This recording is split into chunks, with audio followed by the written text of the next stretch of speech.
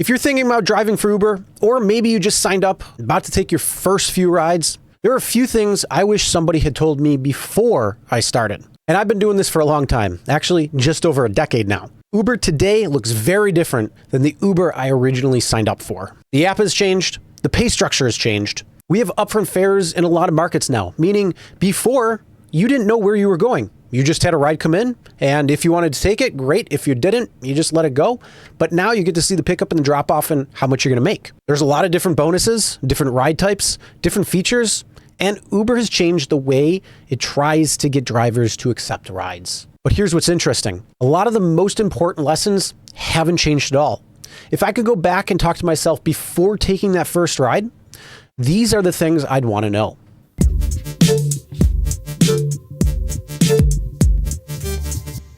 Hey everyone, my name is Chris and welcome to the Rideshare Guy. And that's right, today we're going to be talking about what advice I would give myself if I was starting to drive Uber, which is great for you because if you're just starting to drive Uber right now, well, you're going to get the advice right off the bat, so you'll be set up better than what I would have and what most drivers had to figure out as they started. So you'll already be a few legs ahead. So let's talk about the first thing, and that is your pay isn't your profit. And this is probably the biggest one. When you first start driving, it's really easy to look at the number Uber shows you and think, hey, I made $200 today. Well, you didn't really make $200. That's your revenue. You still have expenses. Obviously, there's gas or electricity, depending on your car, but there's also maintenance. So you have oil changes, tires, brakes, insurance, depreciation, and all those miles you're putting on your car. Some of those costs don't feel real because you're not paying for them every single day. Gas, on the other hand, you feel every time you go to the pump.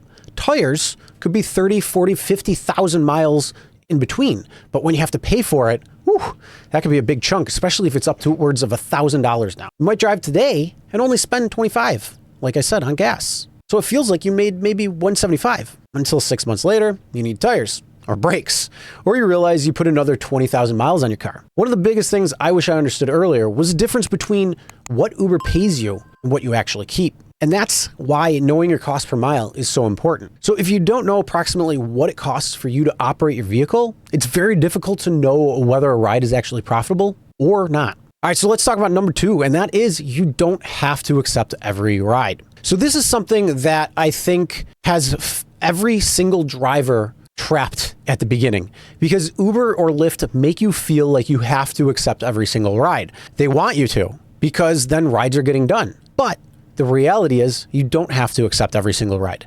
And with upfront fares, it's even better because you know the pickup, you know the drop off, and you know how much you're getting paid. So if you know your cost per mile and you see what you're getting paid for that trip with the mileage, well, you'll be able to make a decision whether that ride is profitable for you or not. So the biggest thing though is the basic lesson hasn't changed. You don't work for Uber. You're an independent contractor, and your job isn't to make sure every passenger gets picked up. Your job is to decide whether the opportunity Uber is showing you makes sense for you and your vehicle. Today, in an upfront fare market, you're going to see that. So going back, you're getting that upfront fare. This is going to give you the information. Use it, because Uber is going to send you rides that make sense and rides that make absolutely no sense. Maybe it's a long pickup. Maybe it takes you to an area where you're unlikely to get another ride. Maybe you're going to get stuck in traffic. Maybe the dollars per mile are absolutely terrible. Whatever it is, don't assume that because Uber sent it to you, the ride must be worth taking. Those are two completely different things. And then on top of it, don't feel like if you don't accept a ride, Uber will not give you more rides because they absolutely will. There's more rides coming in all the time. So what you actually need to do is make sure you know your cost per mile, and then that way you can verify it against the ride coming in. If it's not profitable, don't take it. If it's profitable, it's up to you if you want to take it or not. Number three is learn your market. So this is one of those things that really comes only from experience. Whether you knew, you tend to think, I'll just turn the app on and start driving. And yeah, you can do that. But eventually you start learning that there are certain places and certain times where you want to be and others where you don't want to be. So you're going to learn where people are going to work, where they're coming home, when the bars close, when events let out, what happens at the airport, where rides tend to take you, and where you're likely to get a return trip. And even which roads you don't want to be anywhere near 5 o'clock in the afternoon. Your market does have a rhythm. The faster you learn that rhythm, the better you position yourself instead of just letting Uber drag you around the city. One great app that is out there when it comes to being able to learn your market a little bit better is the app Solo. And it's a great tool to be able to use, and it will help you find different areas in your market, especially if you're brand new and you don't know where rides are coming in or where it's going to be busy. You really want to make sure you position yourself where those rides are going to be at the times you're able to drive. So check out Solo. Link is going to be in the description below, and then you can actually get to learn your market much quicker than somebody who just turns on the app for the first time and starts taking rides wherever. All right, let's talk about number 4, and that is dead miles will destroy your earnings. So first off, what is dead miles? Dead miles are miles that you are driving where you don't have somebody in the car. You're on the way to a pickup and you don't really get paid for that, even though Uber claims that the passenger pickup can be. But the reality is you're not really getting paid for that unless there's a passenger in your car. Also, if you are repositioning yourself or driving around aimlessly without a passenger in the car, or coming back from a long trip that took you out into the boonies and now you got to get back to civilization. Those are all dead miles, and they cost you money because it costs money to operate your vehicle, but you're not getting paid for them. So let's go into what that means. And this is something a lot of drivers probably really overlook, especially if you're new. So let's say you get a ride that pays $20. Well, it sounds pretty good, but you have to drive 8 miles to pick up the passenger. Then it's another 15 miles with them. After that, you're driving 12 miles away from where you actually want to be. And maybe it's out in the boonies and away from civilization. So that $20 ride involved potentially is 35 miles of driving. And that's why you can't only look at the miles when the passenger's in your car. You need to think about the entire trip. The pickup miles, the passenger miles, and potentially the miles we're going to be having to drive afterward. So one of the biggest improvements you can make as a driver is reducing the amount of unpaid driving you do, because your car doesn't know whether Uber is paying you or not, and every mile still costs you money. So what you can actually do as a driver is once you are done dropping off a passenger, then make sure you just stop. Pull over to the side of the road, wait for the next ride to come in. You may want to reposition yourself depending on where you are in the market, put on a destination filter so you can get there and hopefully you can pick up a ride going that way. But for the most part, after a ride is done, sit and wait for the next ride to come in. And again, like I say, Upfront information is going to give you the information of where the drop-off is going to end you up. So you can make more informed decisions whether that ride is good for you to take or not. And especially when it comes to those rides that take you into the middle of nowhere or the places you just don't want to be at those times. Because like I said, every city has a rhythm. And if you don't know that rhythm, it can essentially make you lose money with deadhead driving. And number 5 is don't chase every bonus.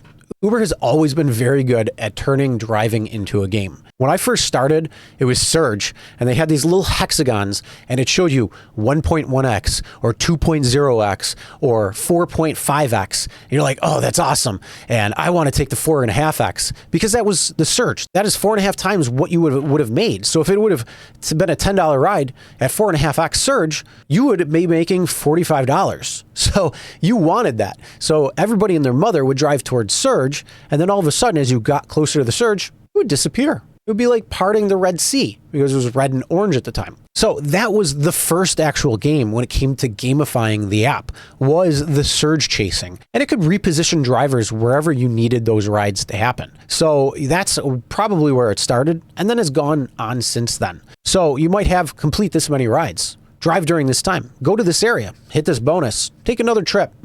And bonuses can be absolutely worth going after, but the bonus should improve your strategy. It shouldn't become your strategy, because this is where drivers get themselves into trouble. Maybe you're 3 rides away from completing bonus. So now you start accepting terrible rides just because you want the last 3. Or do you stay out an extra 2 hours? Or do you drive when demand isn't very good? You need to look at the entire picture. If a bonus makes already profitable driving more profitable, great. But don't spend $30 trying to make an extra $20. Number 6 is your time matters too. So this is something I think drivers underestimate. We talk about dollars per mile all the time, and that's important. But there's another number that matters, dollars per hour. You can get a ride that's fantastic based on mileage, but terrible based on time. Maybe it's only going a few miles, but you're sitting in downtown traffic for 35 minutes. Or waiting forever to pick up, or you're sitting in an airport queue. Your mileage might look fantastic, your hour earnings don't. Ideally, you need to think about both. How many miles am I putting on the car? And how much of my time is this going to take?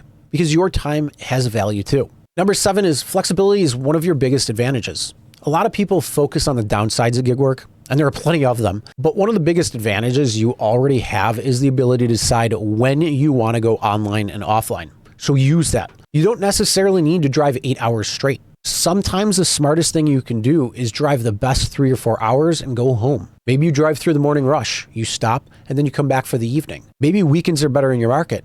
Maybe late nights are fantastic. Maybe they're terrible. The point is, you don't get paid for sitting in your car waiting for something to happen. If your market is dead, sometimes the best decision is to simply turn the app off. Now, again, this is something where you're going to need to figure out your market specifically.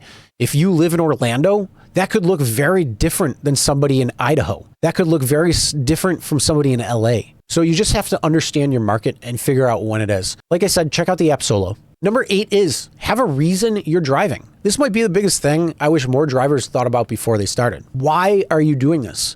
Are you trying to make an extra $300 a week?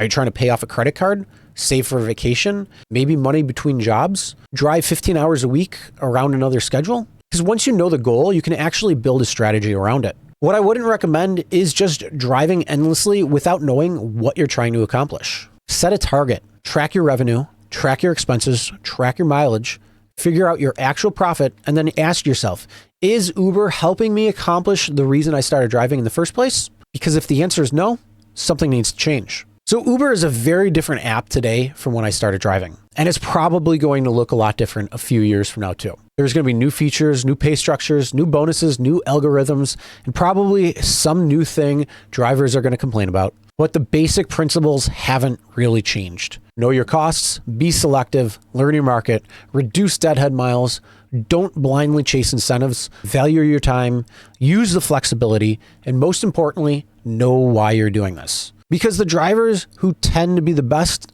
aren't necessarily the ones who drive the most. They're the ones who understand that operating a small business and make decisions according. So if you're a new driver, let me know down in the comments what surprised you most after started driving. And if you've been doing this for a while, what's one thing you wish somebody had told you before your first ride? And I don't want to hear, don't start, because you've been driving for a long time. So the reality is there's a reason why you started. But give real, actual constructive feedback and let us know down in the comments. Now, if you want to know your biggest costs of driving Uber, check out this video right here that I did.